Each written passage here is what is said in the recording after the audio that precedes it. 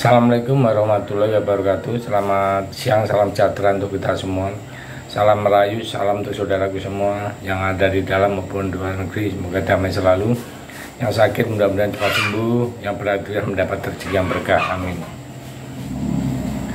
Hubungan manusia antar sesama itu biasa pasang turun, naik turun, itu namanya turbulensi. Nah, sekarang kita bahas turbulensi. Jadi turbulensinya para tokoh. Jadi sebagai katakan kita akan bahas antara turbulensi ya, hubungan antara Bu Mega dengan Jokowi.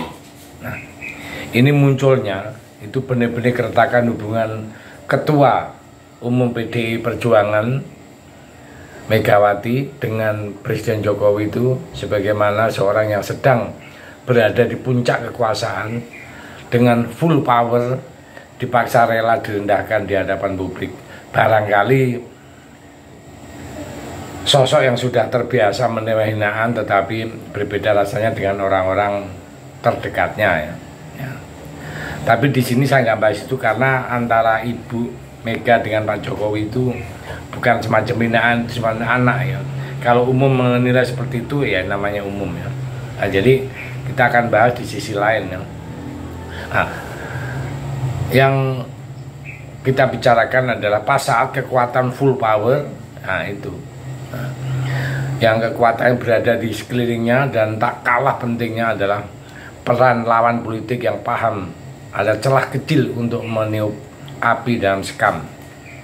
Pemicu tak lepas dari dinamika menjelang Pilpres tahun 2024, di mana anak sulung Jokowi Gibran Rakabumi maju sebagai cawapres pendamping Prabowo.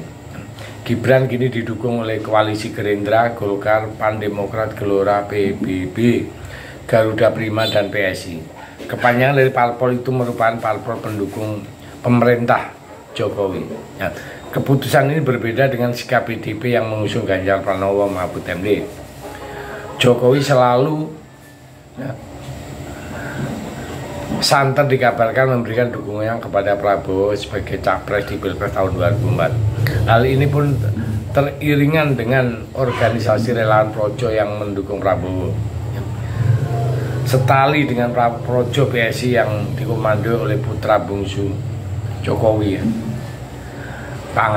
Kaisang Pangarep, serta menantu Jokowi sekaligus wali kota Medan yaitu Bobi Nasution juga mendukung Prabowo. Namun Jokowi mengatakan mendukung semua pasangan capres-cawapres yang bertanding pada kontestan politik tahun 5 tahunan ini.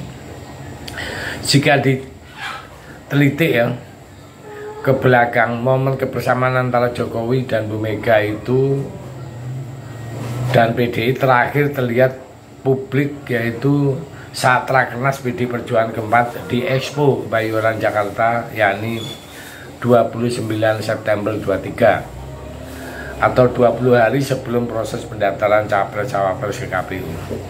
Kala itu Jokowi dan Ganjar menampilkan kemesraan menggandeng Bu Mega yang sedang menuruni podium Jokowi juga menyampaikan pidato pada momen tersebut. Setelah itu Jokowi tak pernah lagi terlihat menghadiri agenda PD yang diketahui oleh publik ya, secara luas. Nah, kondisi perpolitikan di Indonesia setelah ini mulai mengalami dinamika.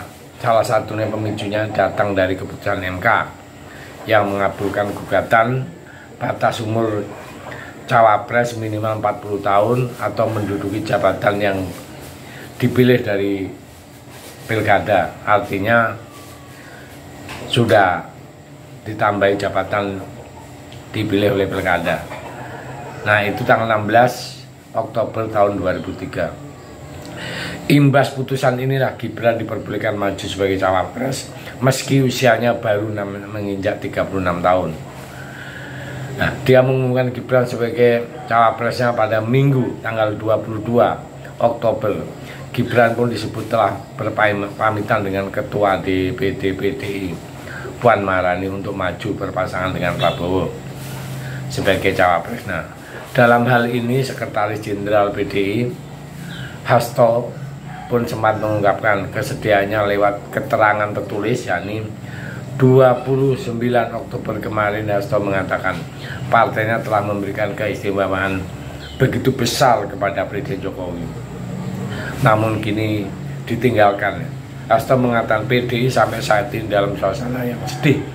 Di tengah-tengah kesedihan, PDI tetap optimis ya. Dan Hasto menyebut Gibran saat itu sudah berwarna kuning ya, usai menjadi cawapres Prabowo. Namun Hasto tak bicara tegas apakah yang dimaksud Gibran telah menjadi kader Golkar.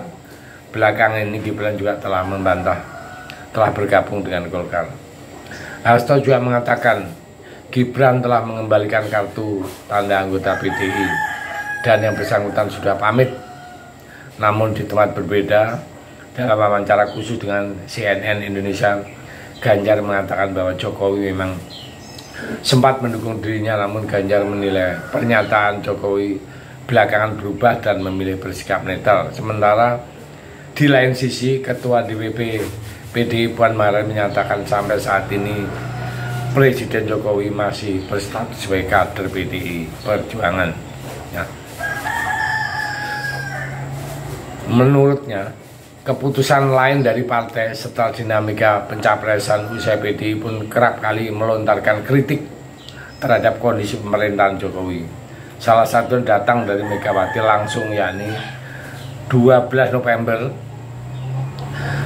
Megawati menanggapi sejumlah peristiwa yang terjadi di MK. Megawati menduga ada manipulasi hukum yang terjadi. Megawati kemudian mengenang momen pembentukan MK ketika masih menjabat presiden. Dia menyinggung pemilihan lokasi gedung MK yang berada di dekat istana menurut kehendak rakyat melalui reformasi adalah perlawanan. Dan pemerintah juga kala itu sangat otoriter ya, yang menyebut nepotisme, kolusi dan korupsi. Ya, ini yang dimaksud adalah pemerintah saat Orde Baru ya. Jadi itulah yang namanya hubungan sampai detik ini ya. Saya lihat kejengkelan Megawati juga sempat dilontarkan di hadapan ribuan relawan pendukung Pilpres. Dan saat itu di Expo Kebayoran Jakarta Pusat, yakni tanggal 27 November lalu, Mega menyampaikan pidato dengan penuh emosi, dengan meluap-luap mengatakan dengan nada yang menggebu-gebu, juga mengaku sudah tak tahan lagi dengan jumlah laporan praktek intimidasi dan intervensi yang terjadi jelang masa kampanye di Pilpres tahun 2024. Jokowi pada kesempatan terpisah juga tersenyum dan menyatakan nggak menanggapi pernyataan Megawati tersebut, dan hanya Megawati, Ganjar dalam beberapa waktu terakhir kerap melontarkan kritik keras pada pemerintahan Jokowi. Nah, inilah namanya dinamika. Jadi sekarang ini posisinya PDI itu walaupun secara tertulis itu masih di pemerintah, tapi secara langsung ya sering kritik seakan-akan kayak oposisi. Tapi itulah namanya politik untuk menyongsong tahun 2024. Memang harus dilakukan seperti itu karena memang pemerintah saat ini banyak miring-miring mengurusi Pilpres. Ikut cawe-cawe itu pun Pak Jokowi udah ngomong begitu. Ya, saya pikir itu mudah-mudahan ini adalah semacam memberi gambaran kronologinya terjadi pecahnya antara Bu Mega dan Pak Jokowi. Terima kasih. Merdeka.